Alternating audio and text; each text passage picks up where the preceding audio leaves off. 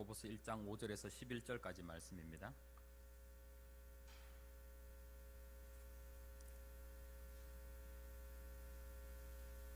야고보서 1장 5절에서 11절까지 말씀.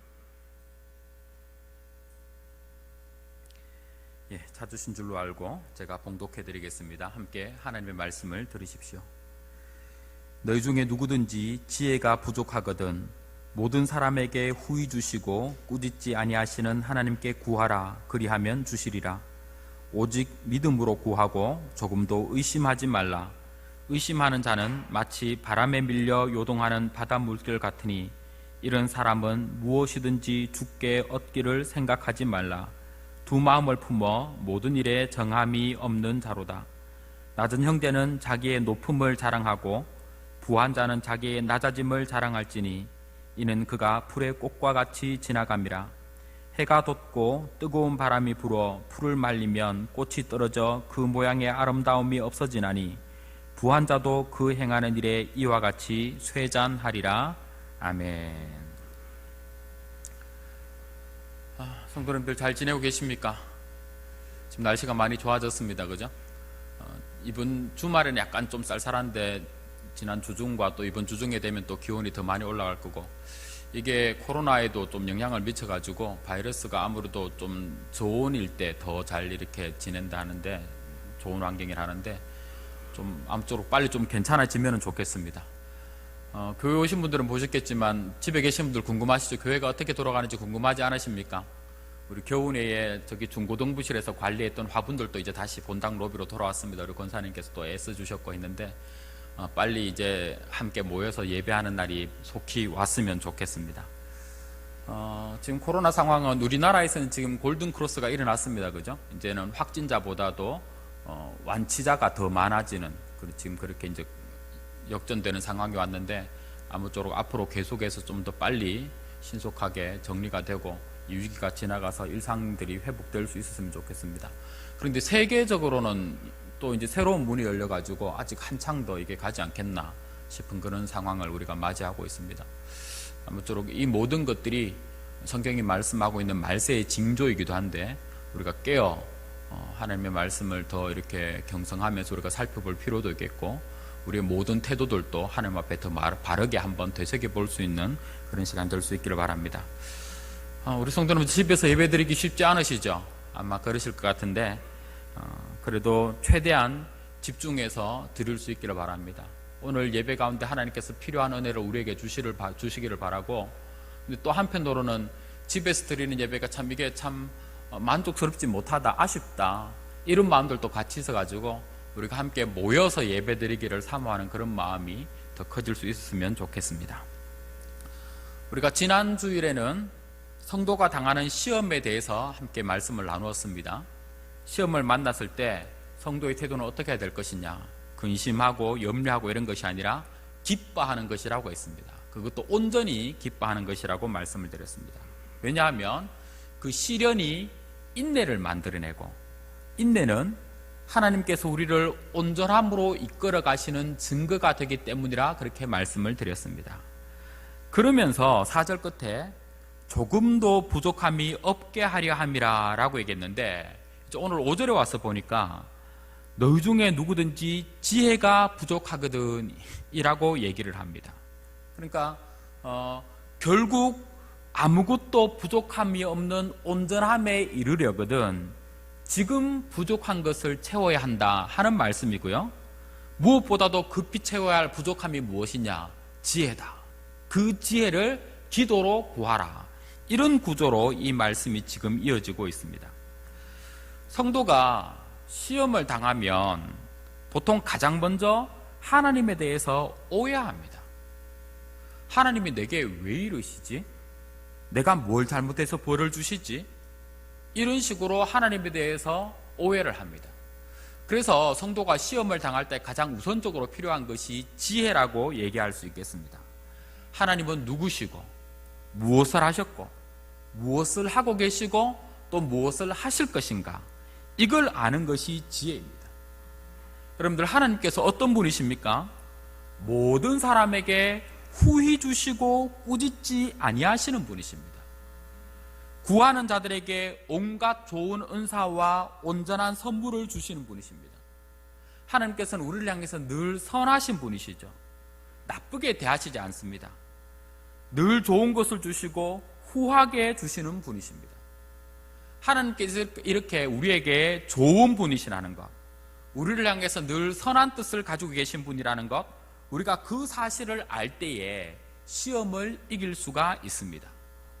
시련도 선하신 하나님께서 주시는 것이라면 그게 나를 그저 힘들게 하고자 주시는 것이 아니라 온전함에 이르게 하시기 위한 과정이라는 것, 그런 목적을 가지고 하나님께서 내게 주시는 것이라는 것을 깨달아 알 수 있죠. 그게 바로 지혜고요. 그럴 때 시험을 만나도 온전히 기뻐할 수가 있게 된다는 겁니다. 그래서 시험 당하는 모든 성도들에게 부족함이 없는 온전함에 이르기 위해서 먼저 지혜를 구하라, 부족한 지혜를 구하라, 그렇게 말씀을 하고 있습니다. 구하되 어떻게 구해야 하는가? 6절에 보니까 얘기합니다. 그죠? 오직 믿음으로 구하고 조금도 의심하지 말라라고 얘기합니다. 조금도 의심하지 말라, 그렇게 구해야 된다고 얘기합니다. 여러분, 응답받는 기도는 어떤 기도입니까? 의심하지 않는 기도입니다.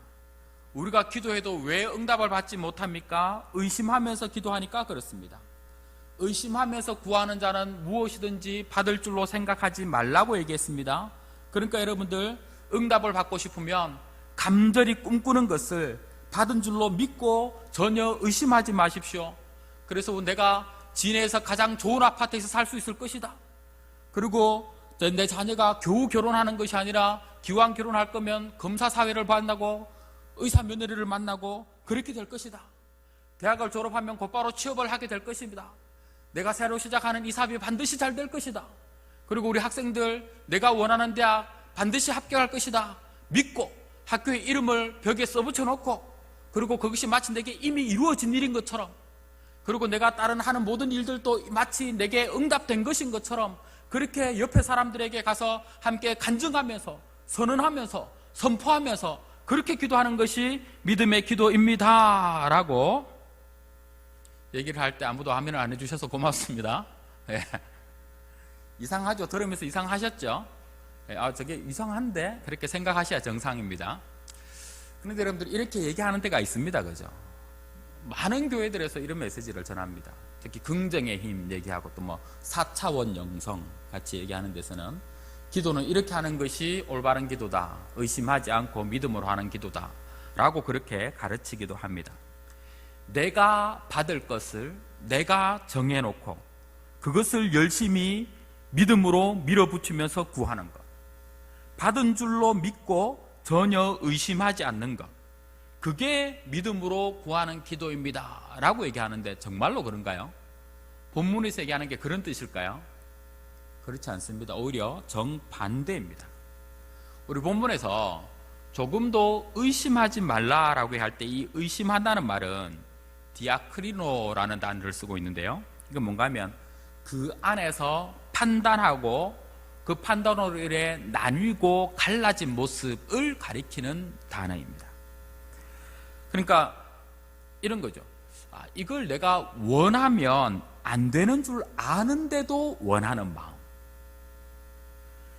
그게 잘못된 거라는 걸 아는데 그래도 나는 저게 너무너무 원하는 건데 내가 어쩌지 하면서 스스로 내 안에서 부끄러움을 깨닫는 마음, 정죄감을 가지고 있는 마음, 그래서 갈등하는 마음, 이런 것을 가리키는 표현이에요. 그렇게 나뉜 마음, 그 마음으로 구하는 것이 의심하는 기도다라는 것이 본문의 원래 바른 뜻입니다. 그러니까 이런 마음은 하나님께 구하기는 하지만 정작 하나님께서 그 기도에 대한 응답을 주실 때에 내가 원하는 대로, 내가 그리는 그림대로 응답해 주지 않으시면 그 응답에 대해서는 받지 않으려고 하고 있는 그런 마음의 태도를 가리키는 거예요. 따를 의사가 없는 마음이에요. 그만큼 아직까지 세상을 붙잡고 있는 마음입니다. 그런 마음으로 구하는 자는 무엇이든지 주께 얻기를 생각하지 말라 하는 것이 오늘 본문의 뜻입니다. 우리가 흔히 생각하던 거하고 전혀 다르죠. 그래서 여러분들 우리가 기도를 할 때 바르게 행하면서 그렇게 기도할 필요가 있다는 겁니다. 예를 들어서 밤늦게 여러분들 라면 끓여 먹으면서 우리가 기도하면 습관적으로 그렇게 하지 않습니까? 하나님 이거 먹고 건강하게 해주세요 라고 그렇게 기도를 하는데, 밤늦게 라면 한 돼지도 끓여 먹으면서 하나님 이거 맛있게 먹고 건강하게 해주세요 라고 기도하면 그 기도가 이루어질까요? 그런 기도는 안 해야 되지 않겠습니까? 그죠? 어떤 나쁜 짓을 하면서 하나님 이거 들키지 않게 해주세요, 이런 기도는 하나님께서 받으시고 응답하시는 기도일까요? 그런 짓을 안 해야 되는 것이 맞죠. 이걸 뒤에 4장 3절에 가면 구하여도 받지 못함은 정욕으로 쓰려고 잘못 구하기 때문이라 라고 했습니다. 기도하면서 자기도 아는 거죠. 지금 내가 구하는 게 하나님의 영광을 위하고 하나님의 뜻에 일치하는 것이 아니라 그냥 내 정욕을 따라서, 내 육신적인 욕심을 따라서 구한다는 것을 스스로도 아는 겁니다. 그렇게 하는 기도가 하나님 앞에 응답될 리가 없지요. 받을 수가 없는 겁니다.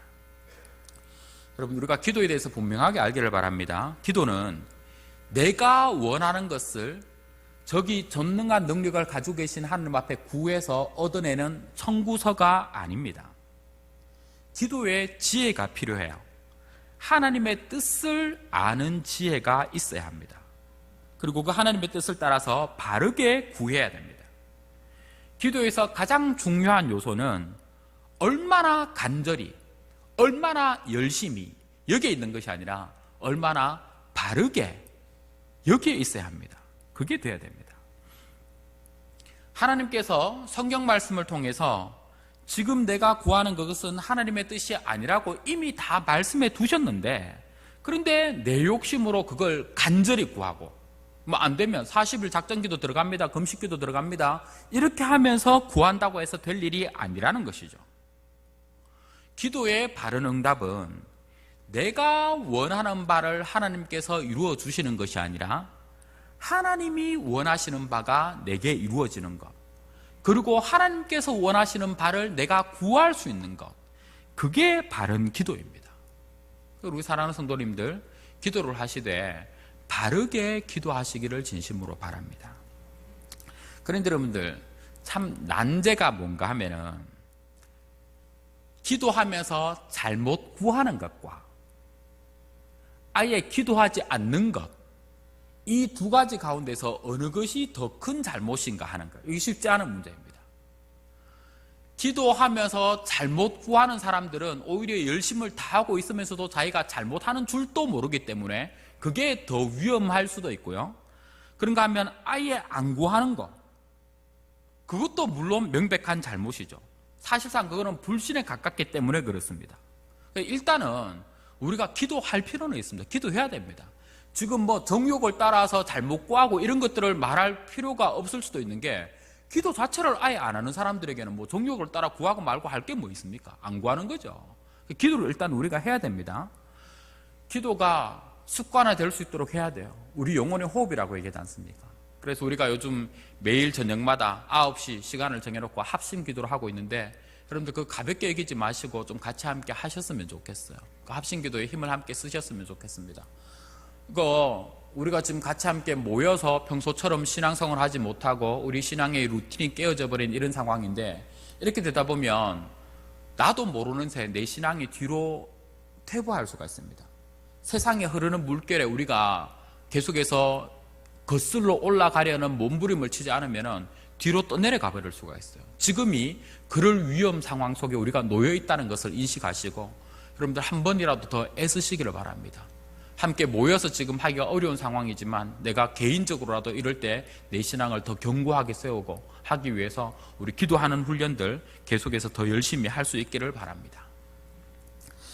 자, 지금은 기도를 잘못하는 것, 나뉜 마음으로 세상의 욕심이 섞여 있으면서, 그래서 잘못이란 걸 알면서도 그렇게 갈등하는 마음으로 구하는 기도가 잘못됐다라고 그렇게 얘기를 하고 있는데, 왜 그렇게 잘못하는가? 그 마음의 뿌리가 무엇인가를 8절에서 밝히고 있습니다. 우리 8절 말씀 같이 함께 한번 읽어보시겠습니다. 읽습니다. 시작. 두 마음을 품어 모든 일에 정함이 없는 자로다. 아멘. 바로 두 마음이에요. 두 마음. 야고보서가 다루고 있는 주제 중에서 가장 중요한 것 중에 하나가 바로 이 두 마음, 나뉜 마음입니다. 이 두 마음이란 것은 하나님을 사랑하지 않는 것이 아니에요. 하나님을 사랑하는 마음 없이 세상을 사랑한다 그러면 그거는 나뉜 마음이 아니라 전심이죠. 온전한 마음으로 세상만 사랑하는 겁니다. 그건 두 마음이 아닙니다. 여기서 말하고 있는 두 마음이란 것은 성도가 하나님을 정말로 사랑하는데, 그런데 세상도 같이 사랑하는 그런 마음을 얘기해요. 이런 마음이 없는 사람이 어디 있겠습니까? 정도의 차이가 있을 뿐이지 누구에게나 다 있습니다. 그런데 여기서 말하고 있는 이 두 마음이란 것은 내가 이러면 안 되는데 하면서도 육신이 연약하여서 세상을 다 포기하지 못해서 괴로워하는 마음, 그런 마음을 얘기하는 것이 아닙니다. 그건 누구에게나 다 있어요. 그걸 지나서 아예 이것도 받아들이고 저것도 받아들이기로 작정한 마음을 얘기하는 거예요. 괴롭습니다. 늘 넘어지고 포기하지 못하는, 죄에 대해서 포기하지 못하는 자기에게 실망합니다. 말씀으로 배우고 신앙이 무엇인지 옳은 것인지를 아는데, 그런데 내 마음속에 있는 이 욕구가 스스로도 다 다스려지지 않아서 괴로운 마음들 가지고 있습니다. 그러다가 결국에는 마음을 정해요. 내가 하나님을 포기할 수는 없고 하나님을 계속해서 섬기지만, 그런데 내가 놓지 못하겠는 이 다른 것도 은밀하게 사랑하기로 결정한 겁니다. 양다리를 걸치기로, 둘 다 포기하지 못하는 것으로 내 마음을 이미 정했다는 것이죠. 그래서 하나님을 사랑하면서 내가 죄된 욕심을 사랑하는 이것에 대해서 문제 삼지 않기로 합니다. 더 이상 마음 아파하지 않고 그것 때문에 더 이상 회개기도 하지도 않습니다. 그냥 둘 다 내가 안고 가기로 그렇게 마음을 정해버린 상태, 그것을 두 마음이라고 얘기하는 겁니다. 그럴 수가 있나? 아니요, 그럴 수 있지 않습니까? 여러분들, 우리들에게 사실 이런 것도 모습들 있지 않습니까? 죄인 줄 알면서도 내 한평생 기도해봤는데 안 되더라. 그냥 막 안고 가지 뭐. 그냥 나는 어쩔 수 없다 생각하고 같이 그거 품고 가지 뭐. 그렇게 정당화시켜버린, 합리화시켜버린 그런 죄가 우리들 마음속에 여전히 있지 않습니까? 그런 것을 얘기합니다. 이런 상태가 오랫동안 지속되다 보면 결국 여러 가지 시험으로 나타납니다. 저는 한국교회가 겪고 있는 시험의 가장 큰 원인이 그거가 아닌가라고 생각을 해요. 한국교회의 근본 문제는 하나님도 사랑하고 세상도 사랑하는 것이 당연한 정상적인 신앙인 것처럼 가르쳐 왔다는 겁니다. 그런 신앙을 고착화시킨 더럽혀진 복음, 변질된 복음, 그게 우리 한국교회의 근본 문제라는 것이죠. 사실 한국교회가 세계 기독교 역사에서도 유래를 찾아보기 힘들 만큼 이렇게 폭발적으로 성장했던 것은 바로 그런 마음들, 그런 욕심들 혹은 그런 가르침들 때문이 아니었습니까? 예수 믿고 복 받자 하는 것, 예수 믿고 복 받아서 잘 삽시다 하는 가르침, 그런 메시지들에 사람들이 폭발적으로 열광 있고 교회로 모여들었고, 그런 것들로 인해서 한국교회가 자라왔지 않았습니까? 예수 믿고 복 받아서 잘 사는 것이 신앙의 목표가 되어버렸어요. 그런데 그것이 신앙의 목적이 되어버리면 이런 나뉜 마음을 항상 일상적으로 가지고 있게 됩니다. 내가 소유하고 있는 복음이 잘못되어 버리는 거예요. 원래는 뭐예요?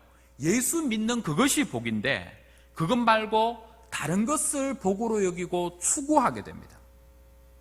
예수님을 복이 아니라 복을 얻는 수단으로 삼게 되어버린다는 것이죠. 이런 신앙으로는 사나 죽으나 내가 그리스도를 존귀하게 하는 것이 소원일 수가 없습니다. 이런 신앙으로는 세상을 이길 수가 없죠. 복을 놓을 수가 없어요. 예수 믿고 복 받아서 잘 사는 것이 자기 신앙인데 그걸 어떻게 놓습니까? 그거 놓으면 자기 신앙이 무너지는 건데. 그런 신앙의 목적, 세상에서 예수 믿고 복 받아서 잘 사는 것이 목적이고 이 세상에서 잘 사는 것이 삶의 목표가 됩니다. 그렇게 되어버리면 세상에 끌려가지 않을 수가 없지 않겠습니까? 내가 두려워하는 것, 그리고 내가 앙망하는 것, 소원하는 것이 전부 다 세상에 있는데, 그러면 세상에 비굴할 수밖에 없게 되고 세상에 눈치를 볼 수밖에 없게 되고 세상에 입 맞추기 위해서 나를 바꾸어서 갈 수밖에 없게 되는 거예요. 그래서 성도가 세상을 이기는 능력을 가질 수가 없게 되는 거죠. 세상아 나를 버리려느냐? 나도 너를 버리노라. 이런 담대한 선포가 우리들 마음속에 있어야지 그럴 때 세상에 목매이지 않고 우리가 살아갈 수 있게 되는 것인데, 그 마음이 없으니까 우리가 이길 수가 없는 겁니다. 신앙 안에 세상에 대한 욕심을 같이 함께 넣어버리니까, 그러면서 이걸 신앙의 이름으로 같이 함께 가지고 있으니까 처음부터 잘못됐다는 것이죠. 야고보는 바로 그런 마음을 두 마음이라고 표현을 했습니다. 그걸 구약에서는 우상숭배라고 얘기를 했었어요. 말씀드렸다시피 이스라엘이 그들의 역사에서 한 번도 하나님을 섬기지 않은 적은 없었습니다.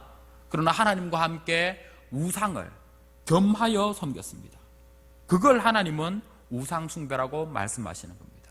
그렇게 생각한다면 여기서 얘기하고 있는 이 두 마음이란 것이 곧 우상숭배인 겁니다. 말씀은 우리에게 이런 데 대한 여지를 주지 않습니다. 그걸 용납하고는 세상을 이기는 성도가 나올 수 없기 때문에 그래요. 그래서 야고보서에서 계속해서 이렇게 얘기합니다. 4장 4절에 세상과 벗이 되고자 하는 자는 스스로 하나님과 원수되는 것이니라. 4장 8절 두 마음을 품은 자들아 마음을 성결하게 하라. 하나님은 우리에게 전심을 원하십니다. 전심, 나뉘어지지 않은 마음, 온 마음, 전심을 하나님께서 우리에게 원하세요. 근데 그건 바로 하나님께서 우리를 대하시는 마음입니다. 하나님께서 우리를 향해 나뉘어지지 않은 온 마음, 전심으로 우리를 대하시기 때문에 우리에게도 하나님을 향해서 온 마음으로 드리기를 원하고 계시는 겁니다. 사랑하는 성도 여러분들, 부디 우리의 나뉜 마음을 하나님께서 싸매어 주시기를, 다시 온 마음, 전심으로 하나님을 사랑할 수 있기를 소원하는 그런 기도를 우리가 하나님 앞에 드릴 수 있기를 진심으로 바랍니다. 자, 두 마음에 대해서 얘기하고 난 다음에 이어서 부와 가난에 대해서 얘기를 합니다. 야고보는 성도들이 부와 가난의 문제 때문에 시험에 들고 또 그것 때문에 두 마음이 된다고 보고 있습니다. 저 뒤에 4장에 가서도 보면은 기도와 두 마음에 대해서 얘기하고 난 다음에 곧바로 이어서 부와 가난에 대한 문제를 다루고 있습니다. 이 둘 사이에 연속성이 있다는 거죠. 상관관계가 있다는 말이죠. 우리가 앞서 온갖 시험의 뿌리는 결국 두 마음이라고 얘기를 했습니다. 마음이 하나님과 세상을 함께 품고 있기 때문에 온갖 시험거리가 생기는 겁니다. 그런데 마음을 그렇게 둘로 나뉘게 하는 가장 중요한 요인이 무엇이냐? 세상의 부에 대한 욕심 때문이라고 성경이 말씀하고 있는 겁니다. 세상 사는데 우리가 돈 필요합니다. 그죠? 돈 필요합니다. 돈이 많고 적음에 따라서 다른 사람들이 나를 대하는 태도가 전혀 달라집니다. 법정에서도 조차 그렇습니다. 유전무죄, 무전유죄 여전히 오늘날의 법정에서도 유효하다고 우리가 볼 수가 있습니다. 그러다 보니까 모든 사람들이 돈을 많이 벌기를 소원하고 부자가 되기를 희망합니다. 그런데 여러분들, 교회는 다릅니다. 성도는 달라야 합니다.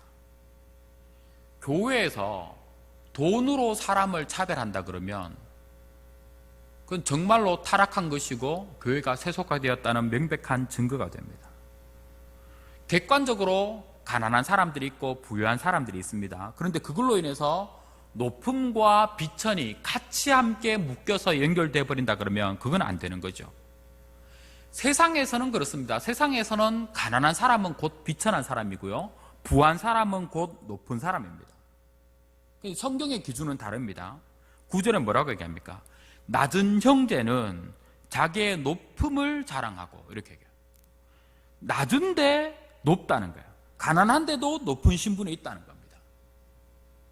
성도는 사실 가난하든 부하든 이미 높은 신분을 가진 사람입니다. 성도의 신분이 뭡니까? 하나님의 아들. 상속자, 그게 우리 성도의 신분이고 그게 우리의 높음입니다. 그게 바로 우리의 자랑이고 자부심이 되어야 됩니다. 예수 믿고 복 받아서 잘 살게 되는 그게 내 자랑이 아니라 예수 믿는 그게 바로 복이며 내가 예수를 믿고 하나님의 자녀가 되었다 하는 그것이 우리의 자랑이 되어야 한다는 것이죠. 성도 이상의 높은 신분은 없습니다. 성경이 성도를 가리켜서 어떤 사람이라고 얘기합니까? 에베소서 2장 6절에 보면 이렇게 얘기해요. 또 함께 일으키사 그리스도 예수 안에서 함께 하늘에 앉히시니. 성도는 어떤 사람이냐? 그리스도와 함께 죽었고 함께 일으키심을 받았고 함께 하늘 보좌 우편에 앉힌 바 된 사람들이다 라고 말하는 것이 성도의 의미입니다. 성도는 이미 하늘 보좌에 앉힌 바 된 사람이라고 그렇게 우리에게 성경이 가르치고 있습니다. 그래서 우리가 세상에서 가난하고 낮을 수 있지만 그것이 진짜로 우리가 낮게 되거나 비참하게 만들지 못합니다. 세상의 기준으로는 낮을 수도 있고 높을 수도 있습니다. 그러나 그것이 결코 우리의 자랑거리나 치욕거리가 되지 못합니다. 그래서 낮은 형제는 자기의 높음을 자랑하라고 말씀을 했습니다. 그런데 여기 본문에서 사실 더 강조점을 두고 얘기하는 것이 어딘가 하면은 부한자예요, 부한자. 원문에는 부한 형제라고도 하지 않습니다. 그냥 부한자는 자기의 낮아짐을, 그리고 끝나요. 자랑하라는 말도 여기는 생략되어 있습니다. 그러니까 이 부하다는 것이, 부한자를 가리키는 것이 불신자를 가리키는 표현이 아닙니다. 성도를 말한 게 맞아요. 그런데 성도이면서 자기의 자랑이 세상에 부요한 것, 거기에 있다면 그러면 그 사람은 세상에 믿지 않는 부자들이나 크게 다를 바가 없다 하는 뉘앙스를 여기에 포함하고 있는 것 같아요. 그런 사람은 형제라고 부르기도 아깝다는 것이죠.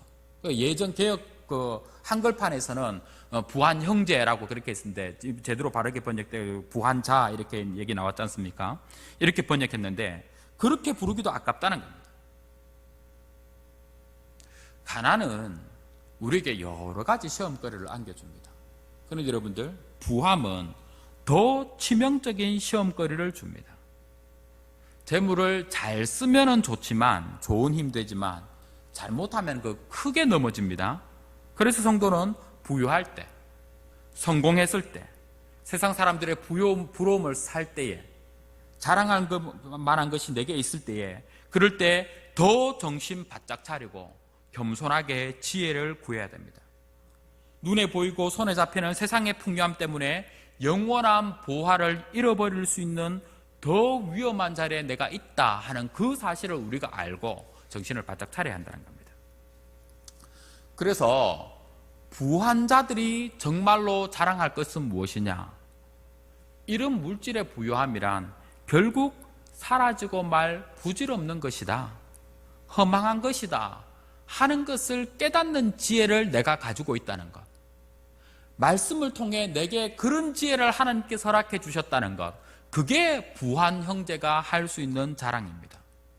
하나님께서 내게 부유함을 주시니까 감사함으로 받았지만 내가 그것 위해서 목매거나 그러다 보니까 부정한 방법을 동원해 가면서까지 그것을 내가 움켜쥐려고 하지 않고 주심을 감사함으로 받고, 그런데 또 써야 할 때는 잘 쓸 줄 아는 그런 자세, 내가 돈의 주인이 되거나 심지어 노예가 되고 그런 삶이 아니라 청지기로서 하나님께서 이건 내게 그냥 맡겨주신 것이다, 그러니까 나는 잘 관리하고 잘 써야 하는 위치에 있는 사람이다 하는 사실을 알면서 그에 적합하게 쓰고 살아가는 자세, 그런 게 부자가 할 수 있는 자랑인 것이죠.